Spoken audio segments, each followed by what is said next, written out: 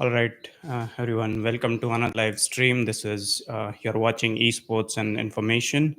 This is me, Harsh, reacting to the headlines all across the world. Let's see what information do we have today for our attention.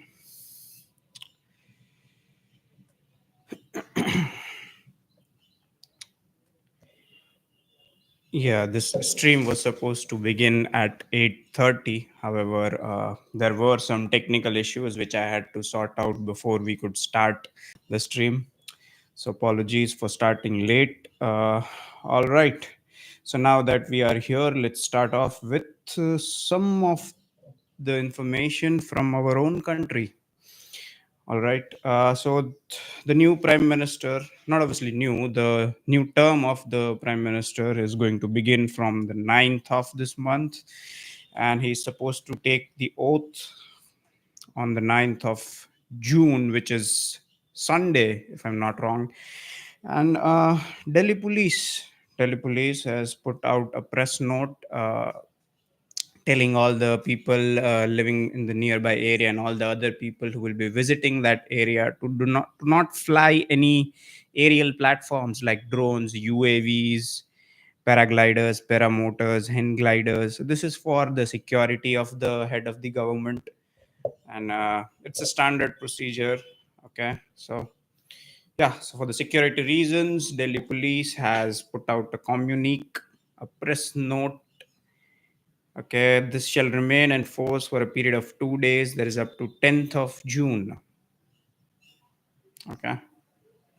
Next up is again, this is not something that is surprising or should be surprising for all the people out there. CBI has filed its final charge sheet in connection with land for job scam involving Lalu Yadav. He was a former railway minister, and his family members and others are also involved in the scam. Okay, so yes, a charge sheet has been filed. So I like it's not a new thing anymore in our country these days to find out that a politician was indeed corrupt in the end. So yeah, so I would say choose your politicians wisely. These people. Um,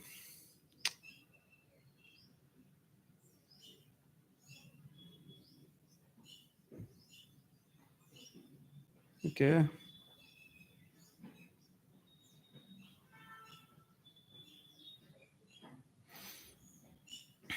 so there is a wait a minute.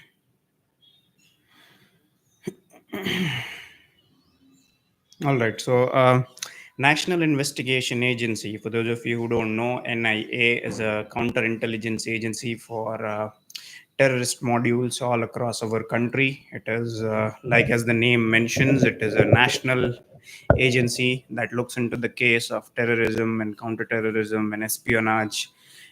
Basically, everything that deals with national security.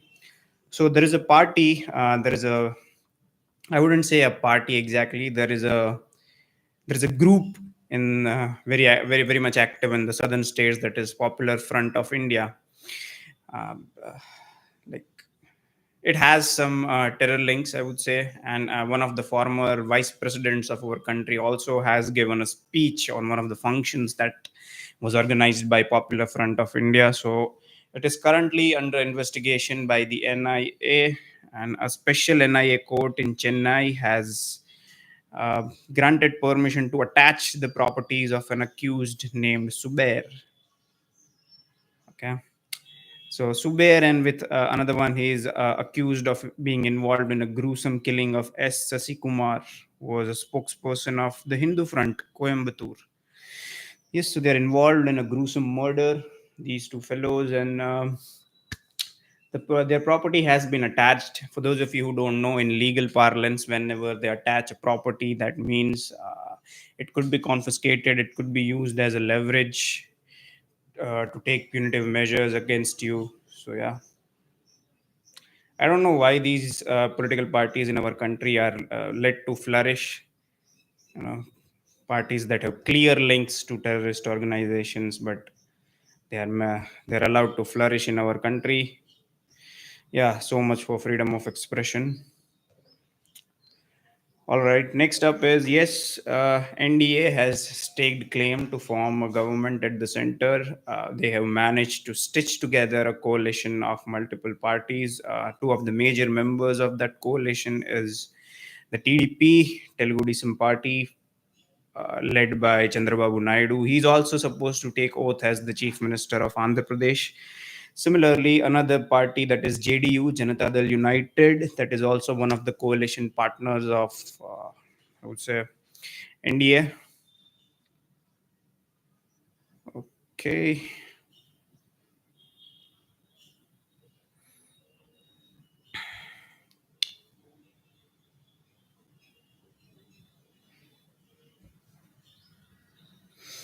Next piece of information is foreign exchange reserves. The foreign exchange reserves of Bharat, the custodian of which is the Reserve Bank, the national bank that handles the fiscal and monetary policy. It goes to a lifetime high of $651 billion. So now I'm no economist, but a layperson's opinion on this would be I would say having a reserve pile stock of foreign currency does really help because you can never predict future these days what is going to happen. So if you have a reserve pile of forex resources, it could provide you some sort of a buffer to all the vicissitudes of international politics. You never know what goes down in Western countries and when they shut down everything and whatnot. So yeah, this is it. So yeah, the foreign exchange reserves have risen over a period of time. Now they currently stand at $651 billion. This was announced by the RBI governor in the meeting that he held very recently to announce the monetary policy, which, by the way, he has kept unchanged. Okay,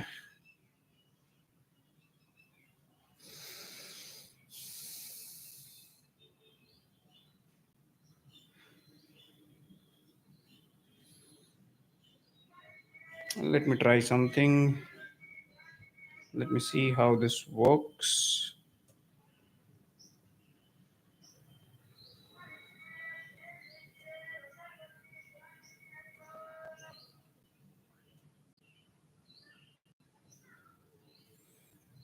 Okay, tell me how this. All right. This works. This works. We can work with this. So here is the news that says India's foreign exchange reserves surged by $4.8 billion to a lifetime high of $651 billion. This is just yep, as US and British citizens among suspects on trial in Congo after a thwarted coup. Now, this isn't new for United States. I would say it has been frequently and regularly accused of meddling in the election and democratic processes of the countries where it sees that it has a self-interest. So, in the country of Congo, that is in Africa, recently there was this military coup. All right. So, when there is a military coup, for those of you who don't know, it is a process through which military wrests power from the democratically elected people. So, it is a very frequent thing in the African continent where military wrests power from the democratically elected people. Uh, very recently, the same thing was thwarted in the Democratic Republic of Congo. There are 50 defendants, including six from US, British, Canadian, or Belgian citizenship. So let's see what conviction are the prosecutors able to achieve. Well, this isn't the first time that Western countries are accused of meddling in other countries' affairs. Yeah, they shouldn't come as a surprise for people who follow international politics day in and day out. But for those of you who are new to this field of keeping in track with the politics, US has a notorious reputation of meddling in elections of other countries. We are not immune from US interference.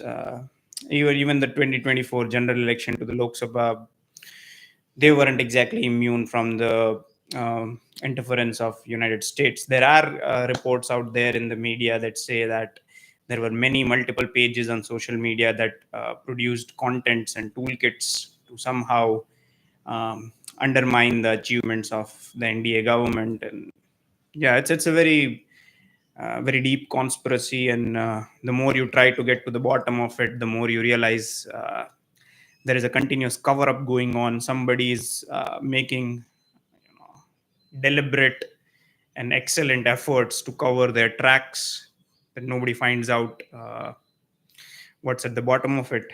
But nevertheless, we will not dwell on all those things. But yeah,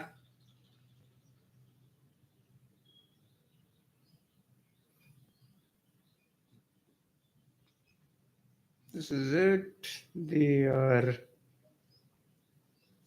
more than 50 depend. No, that's fine. Next up is Saudi Arabia. The Crown Prince joins longest list for the G summit. Yeah, for those of you who don't know, G7 is a group of 7 countries. Here they are. So, in the second paragraph, here it says a club of wealthy democracies that comprise the United States, Britain, Canada, France, Germany, Italy, Japan, and the European Union. So, if you clearly see over here, these are, I would say, trusted allies of the United States, Britain, France, Germany, Canada, Italy, Japan, and the European Union. If you could see, Japan is the only country over here that belongs to the Asian part of the earth. So I would say it's basically a group of 7 countries that tiptoe the line of United States. It's uh, more like a group of countries that follow dictates from United States, I would say. So it is formed as a counter towards the so the largely the politics of the West are based on the hangover from the Cold War. So on paper, at least, the Cold War ended in the 80s or 90s, if I'm not wrong, but they are still going on. Like, there are bodies that have picked up threads from where they left after the Cold War ended. And if you see largely the international politics that the US or the steps that it takes and all the countries that follow United States are based on countering Russian influence.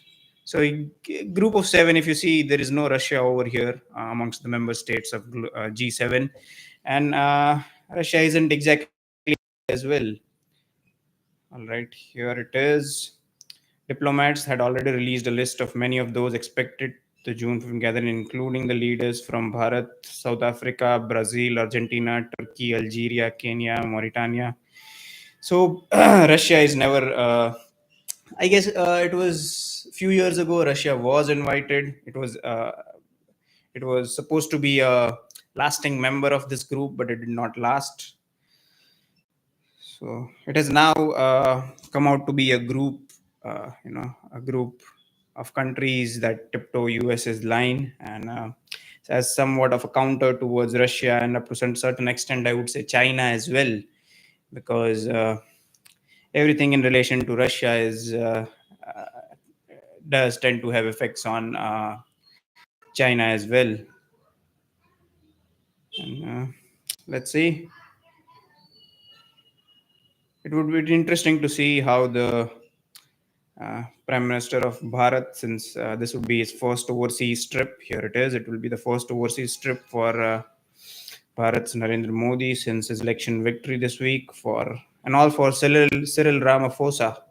He has lost an overall majority in the South African election this month, so it would be interesting to see. Saudi Prince. Okay, and confirm both the Saudi Crown Prince and the Jordan's King, both of them are visiting G7 countries. So it indicates some sort of a shift of Saudi Arabia and the Gulf countries, West Asian countries towards the group that follows the diktats from United States. So I would guess the Gulf region is walking a very tight rope when it comes to balancing the relationships between US and Russia. It is believed that the first time a leader from Saudi Arabia, a country regularly accused of human rights abuses, has been invited to join a G7 summit. I would say this is first time that Saudi Arabia has been invited. It's usually perceived as a country that is very close to United States for whatever reasons, but it does have a solid and a robust relationship with Russia as well, because both of them are major oil producing countries, Russia and Saudi. It would be very interesting to see in the upcoming future if at all Saudi is admitted to G7, how will it balance its relationship with Russia? All right. Next up is, I would say, Vietnam. Okay. Vietnam speeding up South China Sea island building space, US researchers say. Now, China has been constantly making efforts to assert its dominance on all the water bodies that are close to its country, because China has realized that if you are seeking true sovereignty, you need to have a strong hold over the naval waters that surround your country. And one of the things is this image of China being a superpower is based on the fact that it has a very large industrial complex. It has a very gigantic, I would say, a mammoth export capacity all across the world. If you see the amount of goods that China exports to the rest of the world, it's like almost 10 times of 10 times of the country that's on the second number. Okay, so if you put together a list of countries exporting maximum amount of goods to the rest of the world, China would surely be at the top, and on second, whoever the country is, it is it's China is producing 10 times of that country. So yes, the strength of China lies on its mammoth industrial complex that it has, and it needs to protect its interest. And water routes are the backbone of the Chinese economy. That is why it is able to export a lot of goods on very large quantities. I would say astronomical quantities to other countries. You would have seen those images of ships on the social media where those ships with many containers. So China exports them, and it has realized that if it has to protect its image as an industrial complex, it needs to protect and assert dominance over the international waters. So South China Sea, as the name suggests, and by the way, this is not the name that all the countries bordering this sea, this particular water body, they agree on it. No, there are considerable dissensions and disputes regarding the name. So Vietnam is one country that is building up islands in the South China Sea, and it has increased its space. I would say here it is. Vietnam has created. I would say here. Okay, Vietnam has created 692 new acres of land compared to 404 acres in the first 11 months of 2023. So this is a important piece of information for those of you who are tracking the you know economic impact that water bodies have on the countries. Here it is. China has been building islands in the South China Sea since 2013, claims sovereignty over vast swaths of it, including areas where Vietnam has been building up islands currently. Now, keep in mind, these all countries, they have come together to club their strength to put up a counter against China. Very recently, you might have heard this in the news that Bharat is supplying some of the missiles to Vietnam and many other Southeast Asian countries. So yes, the entire uh, Southeast Asian part of this continent is gearing up against China. I would say to counter its, I would say, over assertion of its claims. It is getting a fair share of the mentioned water body, but it's the naval ambitions of the Communist Party that is creating up such a conflicts. Now, if you look at here, it says the sea is one of the world's most contested waterways. Over here, the sea is one of the world's most contested waterways, where more than $3 trillion of good trades pass each year. Right. These are the countries that are competing for the islands, competing for the dominance of the said water body. China, Brunei, Malaysia, Philippines, Taiwan, and Vietnam. All right. So, yep. Oh man, I don't know. This is something. Pakistani Prime Minister Sharif visits China's Xi in Beijing ahead of IMF talks. I don't know why exactly a leader of a leader of the head of the government visiting another head of the government before visiting an international body that is trying to help them out. I really don't know who all are the people who are economists in the state of Pakistan, but their economy is really in shambles and it needs genuine expertise. And I would say why we should be focusing on keeping our eye on Pakistan is because now there is an argument to be made that Pakistan is the epicenter of terrorism, and indeed it is true.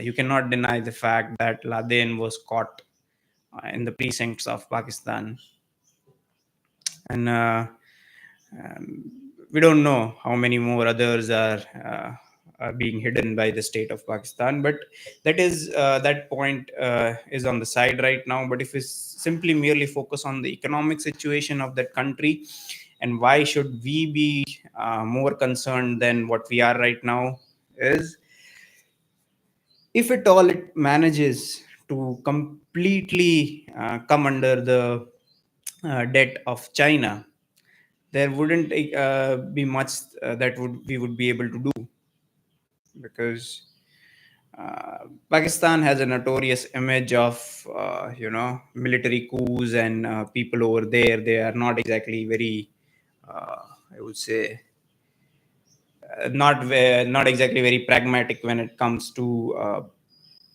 focusing on such sort of things. So here it says China's President Xi Jinping met Prime Minister Shahbaz Sharif. Okay, here. If you read this carefully, Pakistan's location on the Arabian Sea gives it strategic importance for China, providing an overland route out towards the Gulf of Aden and onto the Suez Canal, and establishing Chinese ships to avoid potential choke point of the Malacca Strait. This is what I was talking about when I say um, the strength of Chinese industrial complex is more of rooted in and based on its naval sovereignty, because it has a potential choke point in the Malacca Strait. If the Chinese ships, that get stuck over there, the Communist Party in China will have bigger problems. So what it is trying to do through this initiative is it is trying to develop a land route. So it's simply trying to bypass the need to go to the Malacca Straits. So here is what it is: if the Chinese goods coming in from the Gulf countries, they can simply dock at one of the ports in Pakistan, and overland it can reach China. And yeah, this is what it is trying to do. But currently, China has kept a big foot on Pakistan's neck in the form of the debt that it is giving. Here it says, here are the statistics for those of you who are sticklers for numbers.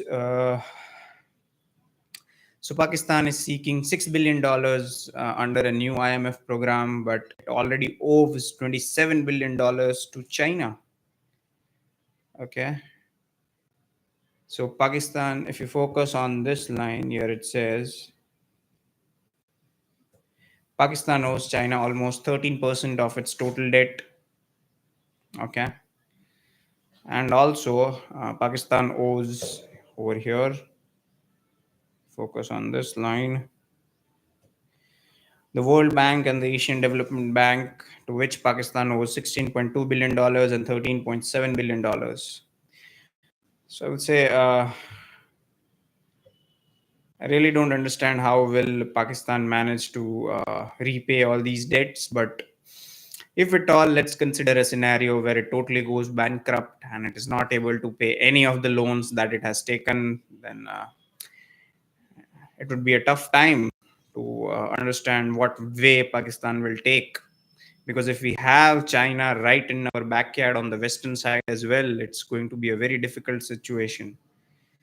Because hypothetically, let's imagine for the sake of argument that Pakistan is not able to pay any of its debt and it declares itself as bankrupt. So what will the Communist Party in China do is they will set up military establishments in the territory of Pakistan.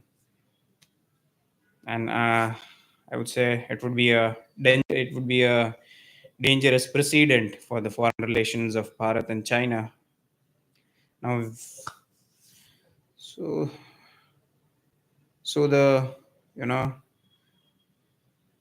so the pragmatic nationalist inside me wants to actually see Pakistan come out of its debt trap, but uh, I see no way out for Pakistan out of this debt trap.